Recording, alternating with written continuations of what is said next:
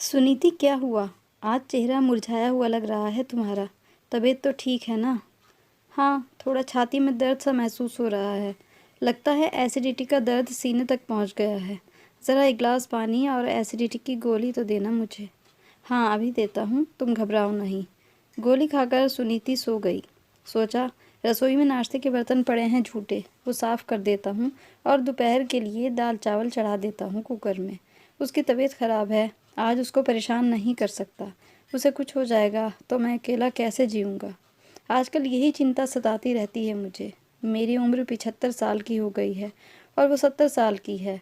जानता हूँ दोनों एक साथ नहीं मरेंगे, एक आगे जाएगा और एक पीछे। लेकिन जो भी पीछे जाएगा वो अकेला रह जाएगा। हमेशा यही सोचता हूँ, अगर मैं गया पहले तो वो कैसे रहेगी अकेली मेरे बिना, और वो गई तो मैं कैसे रहूँगा उसके बिना। शादी के इतने साल एक दूसरे के साथ रहने के बाद इतनी आदत हो जाती है एक दूसरे की, दोनों का अस्तित्व एक सा हो जाता है, जैसे अपने ही शरीर का हिस्सा हो। लड़ाई झगड़े नोक झोंक ये तो चलती ही रहती है उम्र भर, लेकिन इसका अर्थ ये नहीं कि प्यार नहीं है। मैं उससे बहुत प्यार करता हूँ और उसके बिना अकेले जीने की कल्पना मात्र से ही मेरी रूह कांपने लगती है। हम दोनों अकेले रहते हैं। एक बेटा है, अमेरिका रहता है अपनी बीवी बच्चों के साथ। फ़ोन पर बात होती है रोज़। हर महीने पैसा भेजता है वो। कहता है, पापा आप इधर आ जाओ मेरे पास रहने के लिए। पर हम ही नहीं जाते। ऐसा अक्सर मैं लोगों से कहता हूँ जब भी वो मेरे बेटे के बारे में पूछते हैं। दरअसल मेरा बेटा इसी शहर में रहता है अपने परिवार के साथ। पहले हम सब साथ रहते थे, पर हम लोगों की आपस में बनी नहीं और हम अलग हो गए। मेरे पास दो घर हैं, एक 2 कमरों का और एक 3 कमरों का। मैं सुनीति को लेकर 2 कमरों वाले घर में शिफ्ट हो गया। मैं अपने बुढ़ापे के दिन इज्जत और शांति से गुजारना चाहता था, इसीलिए अलग हो गया। मैं और सुनीति दोनों की सरकारी नौकरी थी। हमें पेंशन मिलती है, जिससे हमारी गुजर बसर आसानी से हो जाती है। अपनी मर्जी से आज़ादी से जीते हैं, शान से। उसके पैसों पर निर्भर नहीं हैं हम। अरे सुनीति उठ गई, देखता हूँ कैसी है वो। मैं ठीक हूँ सुनील, अब चलो खाना बना देती हूँ। नहीं, रहने दो, मैंने बना दिया है। सुनीति की आंखों में मुझे नमी दिखी। सुनील, कितने दिनों से नमन का फ़ोन नहीं आया है। उससे बात करने का मन कर रहा है। मैंने किया था फ़ोन उसे, उसने कहा बिज़ी है वो, बाद में बात करेगा। मैं जानती हूँ उसके बाद कभी नहीं आएगा। 1 महीने से नमन से बात नहीं हुई थी। हमें सिर्फ वक्त चाहिए था अपने बेटे से। बस दिन में एक बार फ़ोन करके हालचाल ही पूछ ले, कैसे हो आप दोनों। किसी चीज़ की ज़रूरत तो नहीं। कोरोना का समय है, काम वाली ने आना बंद कर दिया है। कैसे तो बुढ़ापे में एक दूसरे को संभाल रहे हैं। उसे एक बार भी नहीं लगा हमें उसकी ज़रूरत होगी। वक्त ही तो मांगा था, पैसा तो नहीं। सुनीति रो मत, तबीयत ख़राब हो जाएगी। चल खाना खाते हैं। रात को अचानक सुनीति की छाती में दर्द हुआ और उसकी सांसें उखड़ने लगीं। इस बार एसिडिटी का दर्द नहीं था। मैंने नमन को फ़ोन भी लाया, उसने उठाया नहीं। पड़ोसियों का दरवाज़ा खटखटाया तो उन्होंने खोला नहीं। मेरी घबराहट के मारे पसीने छूट रहे थे और आंखों से आंसू बह रहे थे। ज़्यादा सोचने का वक्त नहीं था। मैंने मास्क पहना, सैनिटाइज़र लिया और जैसे तैसे सुनीति को कार में बिठाया और हॉस्पिटल ले गया। कोरोना के कारण वैसे ही हॉस्पिटल्स का बुरा हाल था। बहुत हाथ जोड़े तब जाकर उसका इलाज शुरू हुआ। आईसीयू में थी, उसे दिल का दौरा पड़ा था। डॉक्टर आशिमा ने बताया। बड़ी भली लड़की थी, उसी ने सब मदद की, मुझे चाय तक ला कर दी। मैंने बेटे को फिर फ़ोन लगाया। इस बार उसने फ़ोन उठा लिया। तुम्हारी माँ को दिल का दौरा पड़ा है, जल्दी हॉस्पिटल आ जाओ, वो आईसीयू में है। पापा, मैं अमेरिका में हूँ अपने परिवार के साथ। 1 महीना हो गया है मुझे यहाँ आए हुए। कोरोना के शुरू होने से पहले ही मैं यहाँ आ गया था। अच्छा जॉब ऑफ़र था, छोड़ नहीं सकता था। क्या? तूने जाने से पहले बताना, हमें मिलना ज़रूरी नहीं समझा? ऐसे कैसे चला गया तू बिन बताए? माँ बाप हैं हम तेरे, शर्म आनी चाहिए तुझे। नहीं, शायद हमें, कि हमने ऐसी संतान को जन्म दिया। सॉरी पापा, सब कुछ बहुत जल्दी में हुआ। नए देश में सेटल होना, सब तैयारी करने में वक्त ही नहीं मिला। माँ का ख्याल रखना, मैं पैसे नहीं भेज पाऊँगा। कोरोना के कारण अमेरिका में हालात बहुत ख़राब हैं। ये वाला नंबर बंद करने वाला हूँ, नए नंबर से कॉल करूँगा, सेव कर लेना। ये कहकर उसने फ़ोन रख दिया। पैसे के लिए फ़ोन नहीं किया था मैंने तो अपना बेटा समझकर फ़ोन किया था। इस वक्त मैं अपने बेटे को सीने से लगाकर रोना चाहता था, पर मैं अकेला था, कोई कहीं अपना नहीं था मेरा। पहली बार खुद को इतना अकेला और लाचार महसूस किया था। मेरी आंखों से आंसू बह रहे थे। आज 2 दिन हो गए थे सुनीतू का आईसीयू में। वो खतरे से बाहर थी, लेकिन दवाइयों के असर के कारण नींद में थी। बात करने की स्थिति में नहीं थी। बार बार हॉस्पिटल के चक्कर काटने के कारण मुझे बुखार आ गया और मैं आईसीयू के बाहर ही चक्कर खाकर गिर पड़ा। मुझे कोरोना हो गया था। मुझे कोरोना वार्ड में भर्ती कर दिया गया। क्या हालत थी मेरी, आप समझ नहीं सकते। एक तरफ सुनीति आईसीयू में और एक तरफ मैं कोरोना वार्ड में। ना मैं उससे मिल सकता था, ना वो मुझसे। बस मुंह से एक ही बात निकल रही थी, भगवान कभी किसी को बूढ़ा व लाचार न बनाए। बीमारी बुढ़ापे की कमर तोड़ देती है और सहारा देने वाला कोई नहीं होता। हम दोनों को सहारे की ज़रूरत थी, पर कोई सहारा देने वाला नहीं था। कोरोना से ठीक हो गया था। सुनीता भी वार्ड में शिफ्ट हो गई थी, मगर मैं अभी उससे नहीं मिल सकता था। कुछ दिन मुझे आइसोलेशन में रहना था। उसको मुझसे इन्फेक्शन हो सकता था। डॉक्टर आशिमा मेरी सारी कहानी फ़ोन पर सुन चुकी थी। वो जान गई थी हम अकेले हैं। वो मेरे पास आईं। चलिए अंकल, आप मेरे घर चलिए, कुछ दिन रहने के लिए। आपको केयर की ज़रूरत है। नहीं बेटा, तुमने कहा यही बहुत बड़ी बात है। मैं कर लूँगा अपनी देखभाल कैसे भी, तुम परेशान मत हो। परेशानी कैसी, मैं अकेली रहती हूँ। मेरे माता पिता अब इस दुनिया में नहीं हैं। न जाने क्यों मुझे आप में अपने पापा की झलक दिखी। प्लीज़ आप ना मत करिए। आशिमा मुझे और सुनीति को घर ले गई। घर पर हमारा ख्याल रखने के लिए एक नर्स रख दी। सुनीति अब ठीक हो गई थी। बार बार पूछती, नमन को फ़ोन मिला दो। आपने उसको बताया नहीं होगा हमारी तबीयत के बारे में। उसे पता होता तो वो हमसे मिलने ज़रूर आता। मैं हंसने लगा। क्या हुआ, ऐसे क्यों हंस रहे हो? अपना खून है वो हमारा। देख लो, उसे पता चलेगा कि हमने उससे इतनी बड़ी बीमारी की बात छुपाई है तो वो कितना नाराज़ होगा मुझसे। सुनीति मेरे मना करने पर भी खुद फ़ोन लगाने लगी। नमन ने फ़ोन उठाया और कहने लगा, माँ अभी रात हो रही है, सोया हूँ मैं, सुबह उठकर बात करूँगा। और फ़ोन काट दिया। सुनीति, सुबह ही तो है। फिर उसने ये क्यों कहा, रात हो रखी है, सोया हूँ मैं? पागल हो गया है क्या ये लड़का? शायद सुनीति ने देखा नहीं, ये बाहर का नंबर था। वो अमेरिका चला गया है अपने परिवार के साथ। 1 महीना हो चुका है। मैंने फ़ोन किया था जब तुम आईसीयू में थी। सुनीति हैरान थी, रो भी नहीं पा रही थी। वो मेरे गले से आकर लग गए और रोने लगी। आपने कैसे किया होगा सब कुछ अकेले? मेरी बीमारी, आपकी अपनी तबीयत, यह सोचकर ही मेरा जी घबराता है। सुनीति, तुम परेशान मत हो। मैंने भी उस वक्त बहुत लाचार और अकेला महसूस किया था खुद को, पर तुम्हारे लिए खुद को कैसे तो संभाल ही लिया। जब तक तुम हो मेरे साथ, तब तक मैं बूढ़ा ज़रूर हूँ, पर लाचार और अकेला नहीं। डॉक्टर आशिमा के कमरे में गई सुनीता कहने लगी कि अब हम जाना चाहते हैं अपने घर। देखा तो आशिमा बुखार से तप रही थी। सुनील और सुनीति आशिमा को हॉस्पिटल लेकर गए फटाफट। आशिमा को कोरोना हुआ था। घर में ही आइसोलेशन में रहने के लिए बोला गया था। साथ में कुछ दवाइयाँ देकर घर भेज दिया गया था। सुनीति और सुनील ने उसका बहुत ख्याल रखा। डॉक्टर आशिमा के ठीक होने के बाद सुनील ने कहा, अब वो जाना चाहते हैं अपने घर।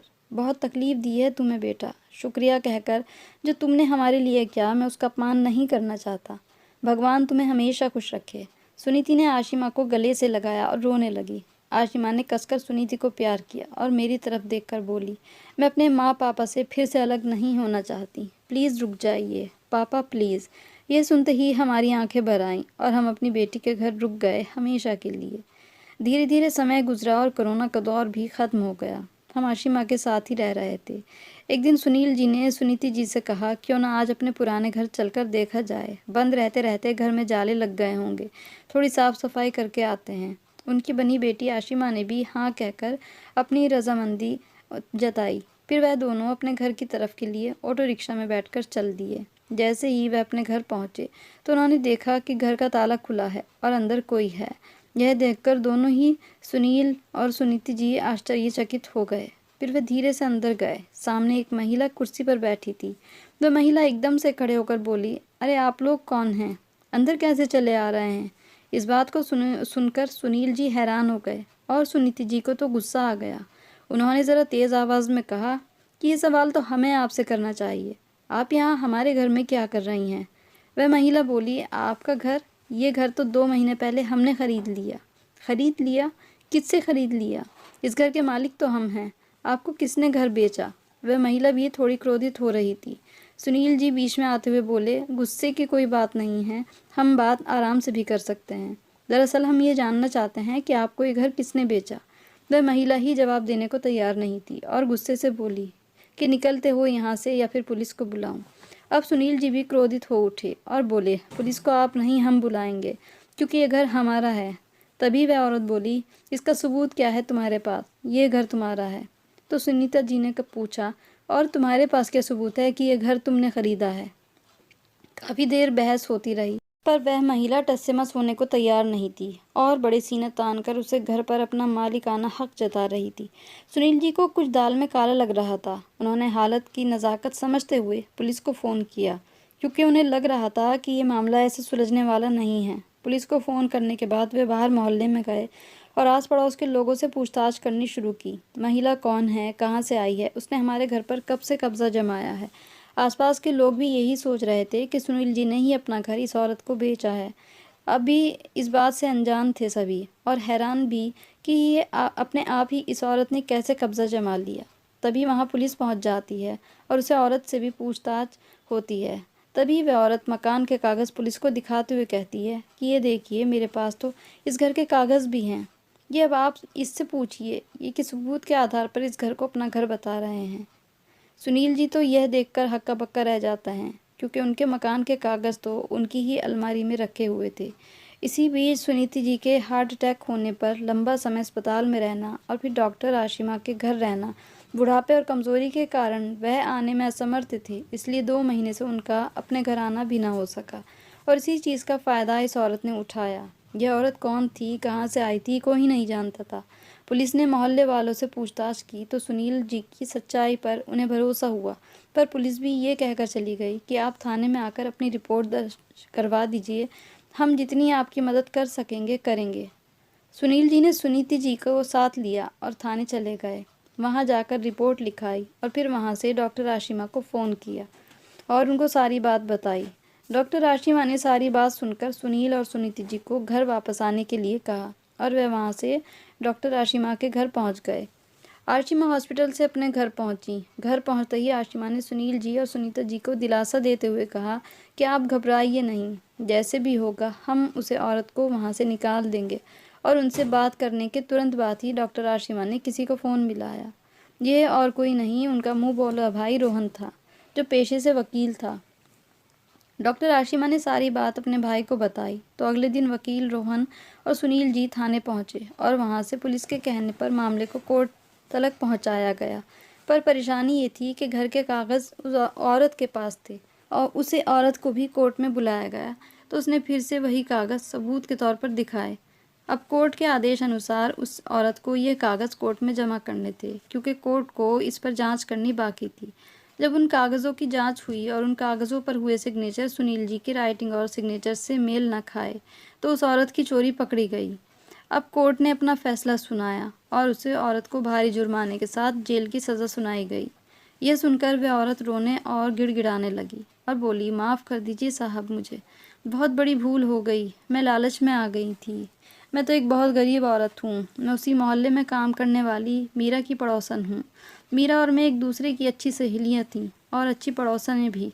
दरअसल जज साहब, हम गरीब लोग हैं। हम अपनी ज़िंदगी का बसर बर्तन मांज के दूसरों के घरों में काम कर कर के करते हैं। मैं और मीरा एक साथ अपने घर से निकलते थे। एक दो महीने से मैं दूसरी कॉलोनी में काम करने जाने लगी थी। अक्सर मैं दूर से सुनील जी के घर को देखा करती कि उस पर हमेशा ताला लगा रहता है। मैंने मीरा से पूछा, उसने कहा कि ये घर में तो 2 बूढ़े पति पत्नी रहते हैं, पर अब न जाने वह कहाँ हैं। बस मेरी शैतानी दिमाग में चाल सूझी और मैं एक रात उस घर का ताला तोड़कर उस घर में घुस गई और वहाँ रहने लगी। उस मोहल्ले में मुझे कोई नहीं जानता था और यहाँ तक कि मीरा को भी मेरे वहाँ रहने की खबर न थी। मैंने पूरे घर की छानबीन की तो घर के कागज़ भी मेरे हाथ लग गए, क्योंकि घर में अंदर कहीं ताला नहीं लगा था। पर मैंने सोचा कि जब तक हो सकेगा मैं इस घर में रहती रहूँगी और फिर मैं इस घर को हथिया लूँगी। पर अब सच आपके सामने है, मैं गुनहगार हूँ, पर मुझे क्षमा कर दीजिए। मेरे छोटे छोटे बच्चे हैं, नहीं तो उनकी ज़िंदगी बर्बाद हो जाएगी। यह सुनकर सुनील जी ने अपना दिल बड़ा करके जज साहब से उस औरत की रिहाई की मांग कर दी। यह सुनकर जज साहब मुस्कुराते हुए बोले, सुनील जी, आप जैसे लोग अभी इस दुनिया में मिलते ही कहाँ हैं। जब आप ही इस औरत को माफ़ करने के लिए तैयार हैं तो अदालत भी इसको एक और मौका देने के लिए तैयार है। और इस तरह सुनील जी को अपना घर वापस मिल गया। सुनील जी ने डॉक्टर आशिमा से कहा कि हम अपना घर इस तरह अकेला नहीं छोड़ेंगे। डॉक्टर आशिमा ने कहा, हाँ सही बात है, आपको घर अकेला नहीं छोड़ना चाहिए, पर मैं भी अपने मम्मी पापा को अकेला नहीं छोड़ सकती हूँ। सुनील जी मुस्कुराते हुए बोले कि बेटा क्यों ना तुम ही हमारे साथ यहीं रहने लगो। डॉक्टर आशिमा सुनील जी और सुनीति जी को बिल्कुल अपने माता पिता की तरह इज्जत देती थी और प्यार करती थी। सुनील जी भी उससे अलग नहीं होना चाहते थे। ये डॉक्टर आशिमा के कहने पर उन्होंने उस घर को आश्रम में दान कर दिया और डॉक्टर आशिमा ने अपना घर अपने साथ साथ अपने माता पिता के नाम पर भी कर दिया और साथ ही ये भी वसीयत कर दी कि जब तक इसके माता पिता ज़िंदा हैं ये घर उनका रहेगा और अगर उसकी शादी हो जाती है उसके बाद ये घर भी गरीबों के लिए दान कर दिया जाएगा। तो हमने इस कहानी में देखा कि सुनील जी और डॉक्टर आशिमा जैसे लोग इस दुनिया में कहाँ मिलते हैं। अगर सभी लोग इतने सच्चे और मोहब्बत करने वाले हो जाएं तो इस दुनिया की बात ही क्या। कहानी अच्छी लगी हो तो इसे लाइक करें, शेयर करें और मेरे चैनल को सब्सक्राइब करना ना भूलें। Thanks for